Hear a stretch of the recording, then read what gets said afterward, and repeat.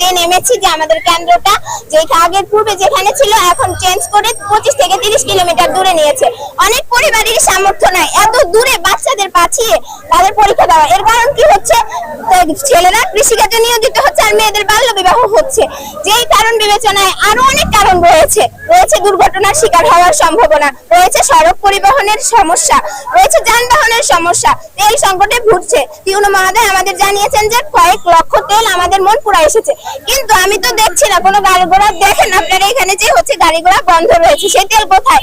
কিছুদিন আগে আমি খবরে দেখেছি মনপুরা হাতিয়া থেকে তেল পাচার হচ্ছে মায়ানমারে, সেই কারণেই হয়তো তেল বন্ধ হয়েছে। যেই তেল আমরা পাবো না, আমরা কিভাবে কেন্দ্রে যাবো? এটা তো আপনাদের বুঝতে হবে, এই বিষয়গুলো আমাদের বিবেচনায় নিতে হবে। আমাদের সমস্যাগুলো বুঝে আমাদের পরীক্ষায় উত্তীর্ণ হওয়ার জন্য সুযোগ করে দিতে হবে।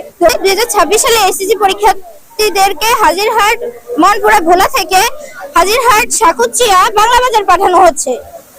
আমাদের পরীক্ষা বিগত বছরগুলোতে হাজিরহাটের পরীক্ষাগুলো হাজিরহাটে হতো, কিন্তু এখন বিভিন্ন কারণ বিবেচনায় বিভিন্ন ঘটনাকে কেন্দ্র করে আমাদের পরীক্ষাকে নেওয়া হয়েছে আবারও বাংলা বাজার সাকুচিয়া।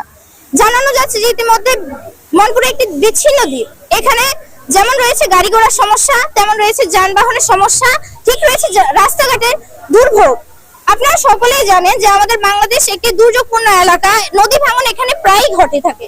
তো সেই ক্ষেত্রে আমাদের মনপুরা এটি বিকল্প নয়, এখানেও নদী ভাঙন হয় এবং এখানে এখন সরকার কর্তৃক বিভিন্ন বেড়িবাঁধের কাজ চলছে, যার কারণে বাংলা বাজার যাওয়ার যে কয়টি রাস্তা ছিল 2-3টি সবগুলোই পড়ে গেছে বেড়ির ভিতরে, আর রয়েছে একটি মাত্র রাস্তা। আমরা এখান থেকে যাবো 126 জন শিক্ষার্থী পরীক্ষা দিতে। আমরা যে যাতায়াত করবো, যে রাস্তা অনেক বেড়িবাঁধের অনেক খারাপ, তাই এই কারণে আমরা এই দাবিটা চাইতেছি যে আমাদের কেন্দ্রটা যেন চেঞ্জ হয়। যদি পরীক্ষার চলাকালীন যদি কালবৈশাখী শুরু হয় তাহলে আমরা কিভাবে যাব? তাহলে এখানে আমাদের পরীক্ষা কি দেওয়ার মতো অবস্থায় থাকবে? আমরা তো পরীক্ষা থেকে বঞ্চিত হয়ে যাব।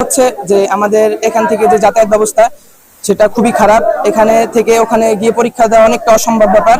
তো আমাদের এখান থেকে ওখানে যে পরীক্ষা দিতে যদি কোনো বিঘ্ন ঘটে বা কোনো দুর্ঘটনা ঘটে তাহলে আমাদের উজ্জ্বল ভবিষ্যৎ নষ্ট হতে পারে, এটাই আমাদের শেষ কথা। আমাদের কেন্দ্র পড়েছে প্রায় থেকে 30 কিলোমিটার দূরে।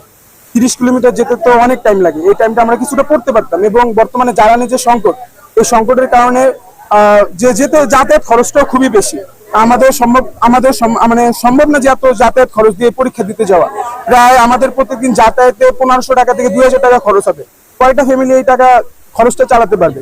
আমাদের এটা একটা বিচ্ছিন্ন দ্বীপ, এই দ্বীপে আমাদের মানুষের এত টাকা খরচ করা সম্ভব না। এখন আমাদের দাবি একটাই, আমাদের স্কুল যেহেতু হাজিরহাটে, আমাদের কেন্দ্র হাজিরহাটের যে কোনো একটা কেন্দ্রে ফেলাতে হবে, যাতে আমাদের পরীক্ষাটা দিতে সহজ হয়, এটাই আমাদের দাবি।